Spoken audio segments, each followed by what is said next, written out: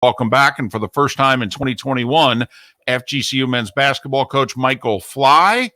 Coach, thanks for your time. A belated Happy New Year. How you doing?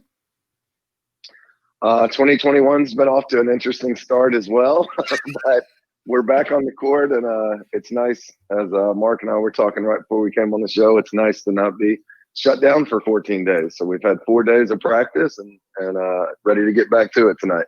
I did find out during the break that Coach Fly's 18-month-old has learned how to do suicide drills because he has been losing his mind not being able to coach. What's been the hardest part for you, Coach? I mean, you're wired.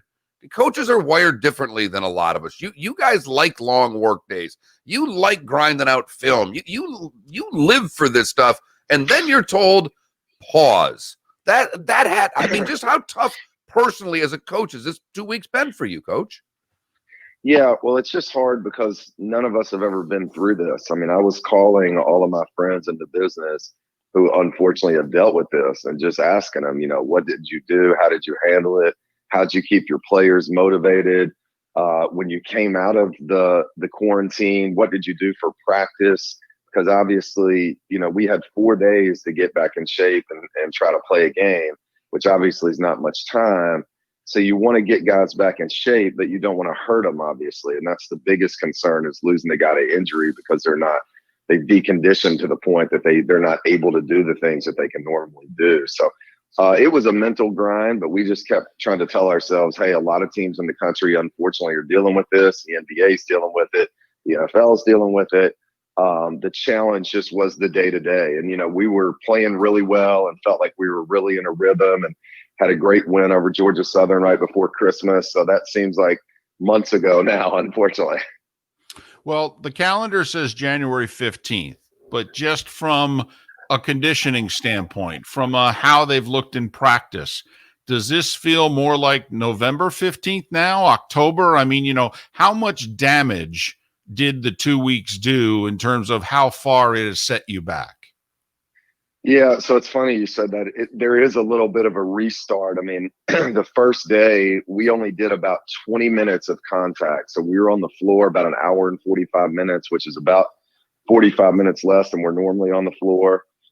We only played basketball for 20 minutes. And those 20 minutes, I was, holding my breath every time somebody drove it or got anywhere near the rim, because guys just don't have timing. They haven't played. And so you just worry about injuries that you normally wouldn't worry about. So it's been an interesting 4 days of practice. I joked with somebody the other day, it's probably best that it's not going to be a sold out house due to restrictions, because we might knock a few people out in the front row in the first 10 minutes. But again, it's what a lot of people are dealing with. So it's been a very slow build up, a lot of shooting, a lot of running, non-contact. We just were able to start lifting weights again this week. So we had to start, very, very light in terms of in the weight room.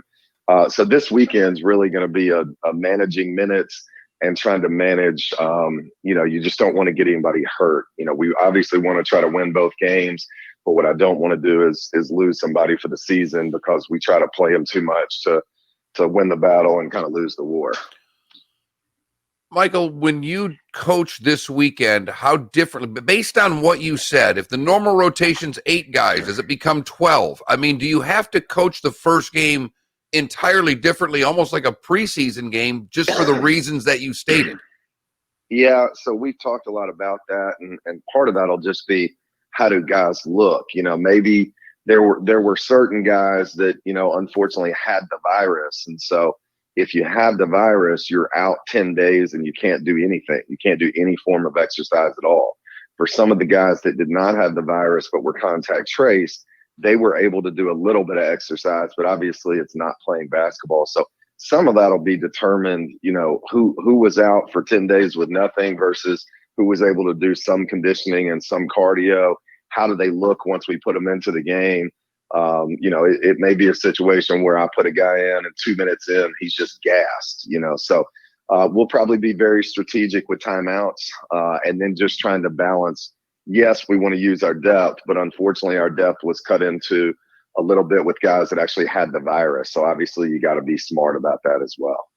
These will be the first conference games of the year for the Eagles of FGCU for both the men and the women. The men are hosting the Knights of Bellarmine. They're new to the A-Sun.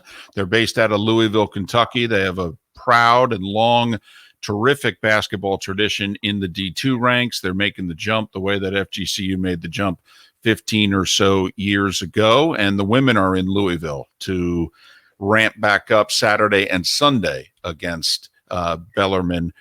Just talk a little bit about them. First off, are they a good addition to the conference? I mean, they have a great basketball tradition. I would think they would be. I think they're a really good addition to the conference. I mean, obviously, I'm probably a little biased for schools in the state of Kentucky with my background, but it is a tradition-rich school. Coach Scott Davenport, coached with Denny Crum, coached with Rick Pitino, has won a national championship at the Division II level. They are really, really good from a fundamental standpoint, from a sound standpoint. They average 18 assists to 10 turnovers, which is unheard of, which, basically means they're never going to beat themselves. They don't really make mistakes. They just execute. When you watch them play, they basically try to run their offense till about the last 5 seconds of the shot clock. Hope you get tired of defending and break down at the last minute. And it's really a hard style to play against. Is this Jimmy Chitwood? Are they running the picket fence? Is that what you're defending? Well, I joked with some of my staff that, we were going into this a little bit, like we were preparing for Hoosiers and we were going to be playing the Fighting Jimmy Chitwoods. And my staff reminded me that our current players probably have no idea who that is. God, that hurts. That really hurts. And you know what stinks, Coach? You're not riding buses where you can just force a movie on them and say, hey, here it is. We're watching this now. You don't have any damn choice. You're going to learn something today, and you're going to be better off for it. You don't even have that. Maybe during this whole, you may, looking back, you may have had to assign them to watch Hoosiers during this layoff. Now, if God forbid you have this again, you may have to give them movies to watch, Coach. You were talking about the way this team plays and talking about your strategy. It seems to me that for one of the few times, I know coaches don't think of how to use first half timeouts, but when you're playing a team that's running the shot clock long, you're coming off of a COVID break, and your team doesn't have timing and they're a little gassed, your first half's going to be critical, isn't it? Yeah, we actually talked about that as well. They were joking with me. They're like, hey, don't burn them all in the first half. But we probably will strategically. If I look out there and we're 2 minutes away from the media and we're suck and win, then we probably will use timeouts a little bit differently. You always want to keep one in your back pocket, in case at the end of the game, it's a one possession game and you absolutely have to have one. But normally I'm using timeouts if there's a couple of possessions I don't like or somebody gets on a run. And obviously that could come into play, but we're going to really be monitoring guys in terms of who's bending over and grabbing their shorts, who looks like they can't catch their breath. So yeah, that's been a topic of discussion as well. You were off to a 5-2 start before the pause was necessary. Just tell us about this group. These are all your guys. All right. It's your third year. Many of them now have been in the program more than a year. All right. Listen, they've shown their potential. You went to Miami and won without your starting point guard, for goodness sakes. Obviously there's some talent there and there's some potential. Just your overall thoughts on the squad, before they played tonight, and they may not even look like the team that they were 2-3 weeks ago, but just your overall thoughts on the squad. Yeah, we've really felt internally from the beginning. I've said that from day one, that I'm really confident in what we can do on the basketball court. I'm very confident in this group, both in the non-conference, and I think that's why we had the 5-2 start, and in the league. I was most concerned about COVID because that's something we cannot control.